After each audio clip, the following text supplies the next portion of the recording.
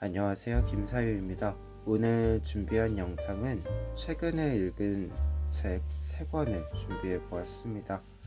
그러면 빠르게 소개해 보도록 하겠습니다. 첫 번째 책은 원도 작가님의 있었던 존재들입니다. 출판사는 세미콜론입니다. 원도 작가님의 칼럼을 정리해서 낸 책이고요. 삶이 끝나고 필연적으로 발생하는 일들, 경찰이기 때문에 필연적으로 만나게 되는 일들의 교차점에서 원도 작가님의 생각을 솔직하게 적어 내려온 글들입니다. 그래서 슬픈 느낌이 많이 묻어 있기도 하고요.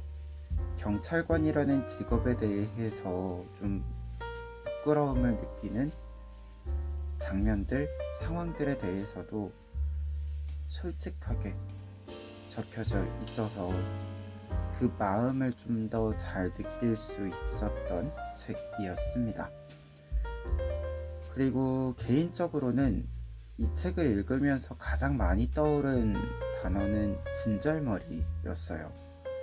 이 경찰관이라는 직업을 계속 가지고 있는데 부정적인 장면들도 계속해서 보게 되고 말들도 듣게 되고 사람들도 계속해서 주변에서 이렇게 건들고 하는 걸 보면서 이 경찰관이라는 직업을 가지고 있는 것에 대해서 어떤 직업을 가지고 있는 로고에 대해서 굉장히 진절머리가 났겠다, 정말 좀 싫은 감정들이 많이 올라왔었겠다라는 생각이 들었는데요.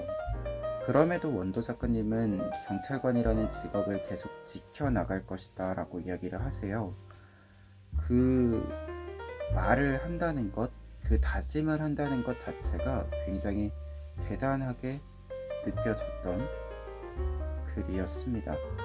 그리고 그러한 마음이 계속해서 진절머리가 나는 상황들이 있음에도 미묘하게 나아지지만 여전히 나쁜 부분들이 많이 있음에도 그 자리를 지켜나가는 힘이 무엇일까 생각을 했을 때는 책에서 굉장히 자주 등장을 하는 변사자에 대한 이야기, 위로, 연민 등의 부분들이 있어요.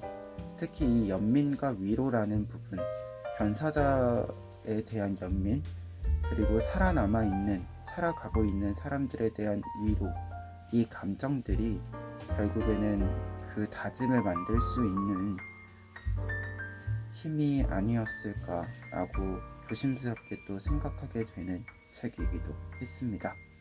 그러면 한 구절 읽어 드릴게요. 현장의 무게를 버티는 게 이토록 힘겨워졌다니, 주인공에게 매일 같은 하루만 반복되는 상황을 그린 영화 사랑의 블랙홀처럼 완전히 같진 않더라도 당직 근무 때마다 누군가 죽어나가는 모습을 보는 게 긍정적인 기운을 줄 수는 없다. 어떤 형태로든 나에게 영향을 끼친다는 걸 안다. 알면서도 바꿀 수 없는 환경이 때론 야속하지만 어쩌겠는가. 대한민국에서 누군가는 해야 할 일이고 내가 누군가가 되었을 뿐.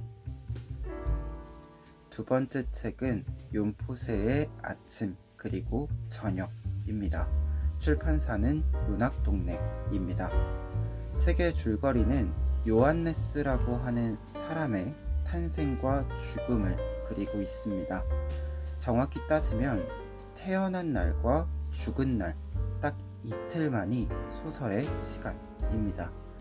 하지만 그 속에는 많은 기억들과 생각들이 담겨 있었어요. 탄생에 해당하는 일부에서는 요한네스의 아버지가 말하는 내용들에서 느껴지는 이 삶 전체의 진한함이 있기도 했고요. 2부에서는 요한네스가 죽었다는 사실을 알아가고 떠나가는 과정에서 마치 주마등처럼 요한네스의 삶에서 중요했던 것들이 보여지고 끊어지기도 하는 모습이 포착되기도 합니다. 그래서 고요한 소설이면서 짙은 여운이 남는 소설이었다고 정리해 드릴 수 있는 책이고요. 그러면 한 구절 읽어 드릴게요. 그리고 요한네스는 다른 쪽으로 가서 루어를 던지지만 또다시 멈춘다. 꼼짝 않고 멈춰 있다. 거기 배 밑바닥에서 1m쯤 아래. 아니 이럴 수가. 그는 생각한다. 그리고 낚싯줄을 다시 감아 올린다. 그만하려고? 페트르가 묻는다. 그래야겠어. 요한네스가 말한다. 그리고 요한네스는 페트르에게 얘기해도 될까 생각한다. 루어가 가라앉지 않고 배 밑바닥에서 1m쯤 아래 계속 멈춰 있다는 걸. 아무 이유도 없이. 루어가 내려가지 않는 건가? 페트르가 묻는다. 안 내려가. 요한네스가 말한다. 그리고 그는 고개를 젓는다. 그거 고약한 일이군. 페트르가 말한다. 그리고 요한네스가 올려다보니 페트르의 눈에 눈물이 고여있다. 정말 고약한 일이야. 페트르가 말한다. 바다가 더 이상 자네를 원하지 않는구먼. 그가 말한다. 그리고 페트르는 눈물을 닦아낸다. 마지막 책은 박솔매 작가님의 사랑하는 개입니다. 출판사는 스위밍꿀입니다. 4편의 단편이 수록되어 있는 단편집이고요. 뒤에 해설에서는 이제 금정현 작가님이 사랑스러운 소설이라고 이야기하고 계신데, 저 같은 경우에는 동화 같은 소설이었다라고 다시 좀 표현을 해볼 수 있는 책이었습니다. 특히 이제 현실과 동화적인 요소가 좀 교차를 하면서 과거와 현재가 연결이 이루어지고 또 다음으로 나아가는 프레임이 만들어지는, 전체적으로 이 4편이 이렇게 좀 다음으로 넘어가는 느낌이 있어서 더더욱 동화 같다라는 느낌이 있었습니다. 그래서 어른들을 위한 따뜻한 동화 같은 느낌의 소설이었는데요.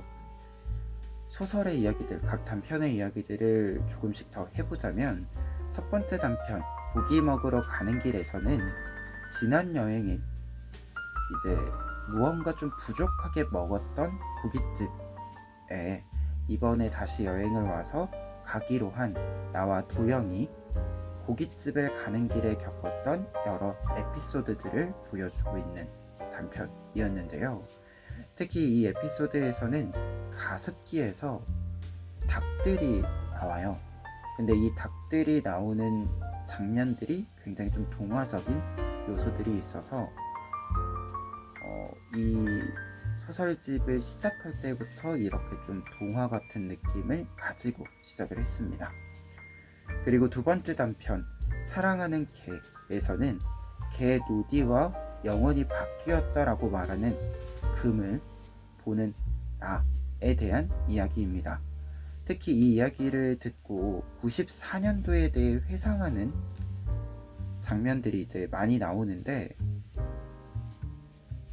이 회상하는 장면과 현재의 겹침이 이렇게 보여지면서 좀 여운이 남는 소설이었고요. 그리고 세 번째 단편 여름의 끝으로는 동면을 하는 이제 설정이 있어요. 그런데 이제 나 같은 경우에는 이 동면을 할 때 관리를 해주는 가이드 역할을 하는 사람입니다. 특히 이 소설에서 이제 동면을 하는 대상은 친구 허은인데요.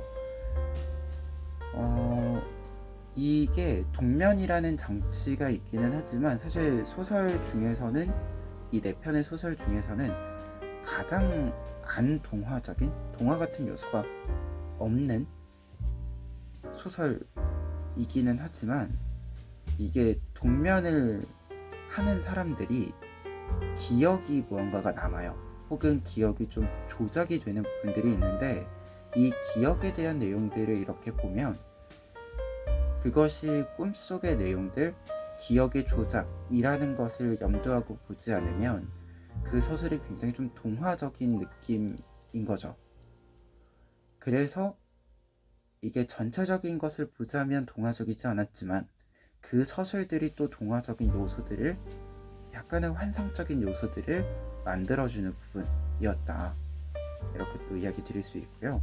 그리고 마지막 소설인 차가운 여름의 길 같은 경우에는 영화를 보러 간 나, 화자가 거기에서 이제 예전에 같이 이야기를 나누었던 선생님을 만나게 됩니다. 그래서 영화를 보지 않고 이 선생님과 대화를 하기 시작을 하는데요.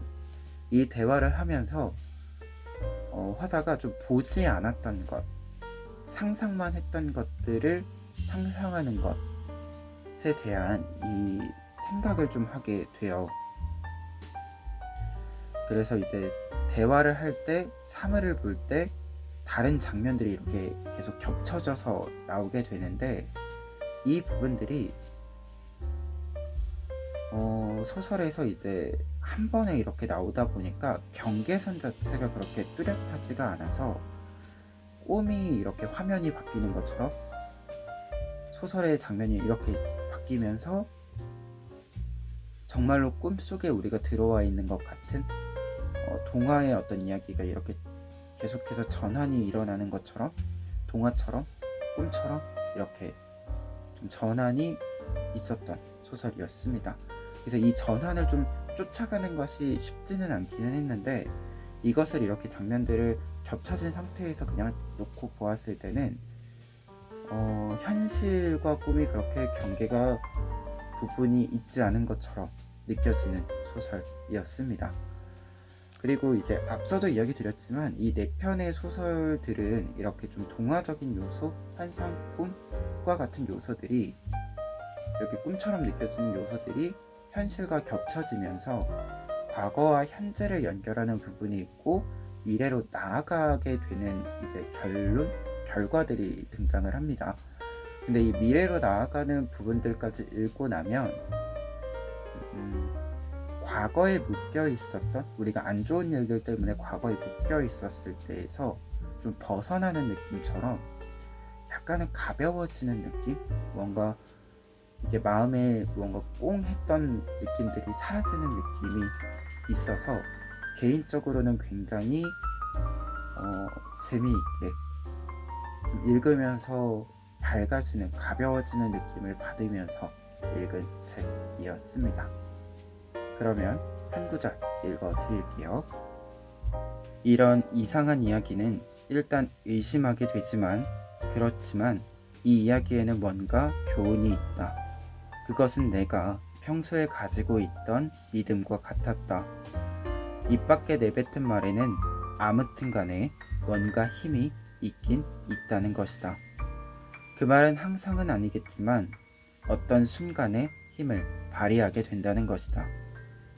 개의 눈을 바라보고 아이의 눈을 바라보고 상대의 눈을 바라보고 무언가를 말하는 것은 거기서 뭔가가 변해버릴지 모른다는 것을 각오하는 일일지도 몰랐다.